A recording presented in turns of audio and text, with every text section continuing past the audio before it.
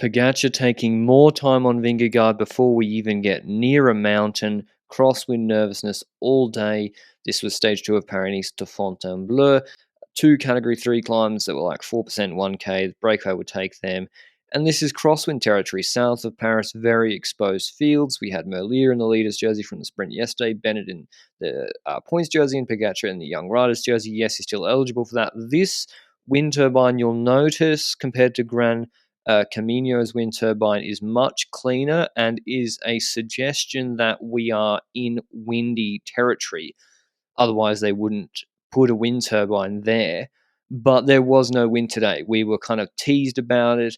I sat and watched this entire stage for 2.5 hours, and there was not enough wind to cause any splits. There was Gregard in the break for UNOX. He took the KOM jersey. Oh, sorry, I lied. There was one split, but no one wasn't really intentional. No one was putting it in the gutter. Maybe someone just lost the wheel when someone was accelerating, and this came back pretty quickly. But it meant that UAE, Movistar, Jumbo-Visma, Quickstep, they all were nervous, and they were all trying to stay to the front as much as possible all day, because you see the road furniture in these small towns that they go through, and then you change direction, and then maybe the weather forecast was wrong as you turn right here. De Klerk with Seneschal and Merlier on his wheel, and this looks like, a Quickstep about to launch it. Nah, the wind's not that strong. But they're in the gutter anyway, so you got to be at the front. Like, Norsgaard's doing a great job for Jorgensen, the American, on his wheel. Great job from Movistar. Jumbo were there. So it's that kind of nervous day, which is why the break gets caught with over an hour left. And everyone just rides up the front, a block. UAE impressive today with Wellens, Novak, and Oliveira. And one of the amusing things, 30 k's to go, when they're in the trash deposit zone, was this spectator on the side of the road getting absolutely pelted by bidons. I mean, he might have wanted a couple. Maybe there's only some he wanted, and that's why he was avoiding them. I don't know. But coming into like the last town with the turn with 28 k's to go, there was wind, and we saw the flags, the Cofidis flags, like, the stick means someone do something, but it wasn't strong enough. So we have an intermediate sprint with 13 k's to go, and this is just another opportunity with 6 bonus seconds available and Wellens scheming with Novak for Pogacar to take more time on Vingegaard, because he's an excellent sprinter on the flat. And then all the other teams are kind of like FDJ, like, are you trying to split it in the crosswinds? Vingegaard and Tratnik get pinched off, I think, Van Hooydonk's wheel, so Vingegaard can't even contest this sprint.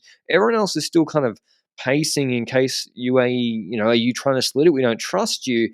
Pogacar gets a good lead out, and he beats Van Hooydonk and Matthews in the sprint. Van Hooydonk had been sent forward to take away bonus seconds from Pogacar, but wasn't able to. UAE also had another rider there, so even if Vingegaard had been there was another UAE rider that would have kept sprinting, most likely, like Godon did, to take away bonus seconds from Vingegaard yesterday. Long straight road, though, into this sprint. This was a 60, 70, 80 kph drag race. You see Ineos bringing Danny Felipe Martinez forward with, I think, Swift and Tarling.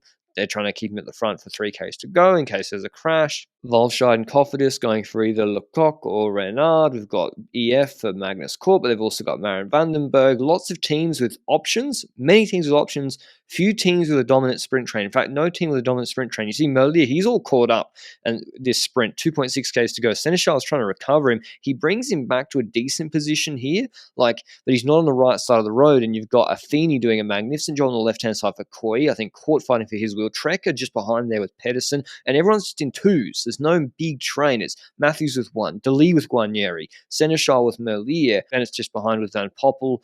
Bora, their tactic of coming up late in sprints, it didn't work out today. It nearly did, to be honest. Van Poppel did a really good lead out, but I mean, Affini and Koi, considering they don't really have a train, it's just an army of one lead-out man. They've had Koi in good position 2 days in a row. Total takeover. There's a crash on the other side of the road. A Movistar rider looked over his shoulder and then veered into a Quickstep rider, and then he came down, and that catches up Jumbo-Visma riders, but they've already gone past the 3-kilometer flag. And when they change camera angle, we see whatever's happened, Merlier and DeLee, they're gone. This is with under a K to go. Look where they are. No lead-out man in front of them. Unsalvageable position, and it's actually Affini leading out Koi, with Pedersen actually getting onto Affini's wheel, or Alex Kirsch rather. And so Koi loses a few wheels smartly, like Merlier did with Seneschal yesterday, although Affini doesn't go up the road. But there is a split through this really important roundabout. Bennett has to brake because of the UAE rider and the UNOX rider. Might be Christoph. and so his sprint is done. Van Poppel doesn't know that he's not on his wheel anymore. Bennett usually does keep the wheel very, very well. And Affini's still doing the lead out. 300 meters to go. Kirsch comes out of his wheel. Absolutely fantastic work from those two very versatile rouleurs, by the way. Pedersen kicks. Van Poppel was coming up fast, but realizes he doesn't have Bennett in his wheel. And Koi's not able to come out of the Danes' wheel, with Pedersen winning the photo finish. The second year in a row he's won a stage of Paris-Nice. Koi second. No, he came fourth yesterday. But in good position 2 days in a row. EF with both Vandenberg and Court up there. Court got blocked a little bit. Matthews came late. Tamino, weird sprint. No Delee, no Bennett, no Merlier. Pedersen has it by, I don't know what that is, a quarter of a nose or a bob. Over Coy, then Magnus Court, McClay, Tamino, Matthews, Vandenberg, Boll, who's here without Cavendish, Renard, and Demar. Here is what Pedersen had to say after the stage. Yeah, it's nice to start the season well, and Paris-Nice is it's a really nice race. So of course it's nice to get a win.